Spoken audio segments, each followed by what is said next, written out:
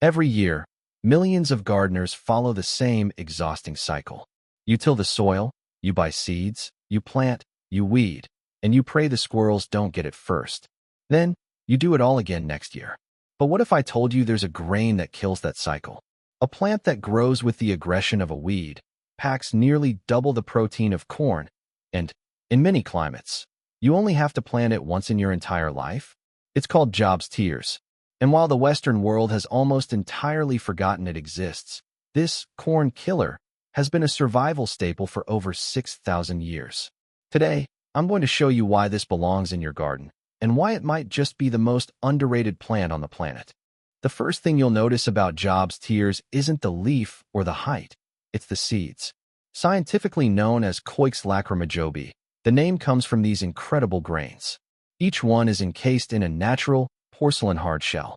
They're smooth, tear-shaped, and so naturally beautiful that humans have been threading them as jewelry since the dawn of history. In fact, archaeologists have found these beads in ancient burial sites across Southeast Asia. Think about that. A grain so valued that people didn't just eat it, they wore it as an ornament. That's a level of respect we just don't give to modern wheat or corn. But we aren't just growing this for jewelry. Let's talk about why I call this the corn killer. When you look at the nutrition, the comparison is actually shocking. Your typical corn contains about 9 to 10% protein. Job's tears, it's sitting at 14 to 18%. That is nearly double the protein in every single bite. But it's not just about the amount of protein, it's the quality. Most grains are missing key amino acids our bodies need to thrive. Job's tears has a more complete profile, making it a true survival food.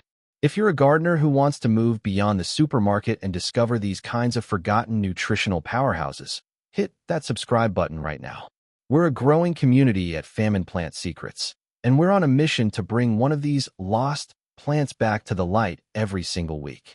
Join us. Beyond the nutrition, there's a reason this plant has been a staple in Japan, China, and Korea for millennia. In Japan, it's called hatamuji, and it's used in everything from health teas to skincare. I'm a gardener, not a doctor, but the research here is fascinating. Scientists have been studying a compound in the plant called coccinellide. They are looking into its ability to help with inflammation and even skin health. In traditional Chinese medicine, it's been the go-to for digestive health for over 2,000 years. The fact that a grain this biologically active is virtually unknown in the West is a gap we genuinely need to close. But here is the real magic for the smart gardener. If you live in USDA Zone 8 or warmer, Job's tears is a perennial. You plant it once, it produces a harvest, and then it comes back from the same roots next year. No tilling, no replanting. If you're in a colder zone, don't worry. It grows with such vigor that it often self-seeds. I've seen gardeners in Zone 6 find it popping back up every spring without doing a single thing. It wants to grow. It thrives in wet, marginal soil where corn would simply rot. To grow it, just tuck the seeds an inch deep after the last frost. Give them some sun, and then stand back.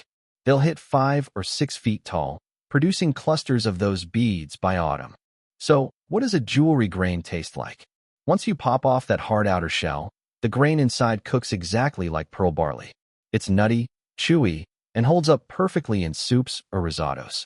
You can even roast the whole grains to make a naturally caffeine-free tea that tastes like toasted nuts. I have a quick question for the community. Had you ever even heard of Job's tears before this video? Drop a yes or no in the comments right now. This plant is proof that the best new things in the garden are often the oldest.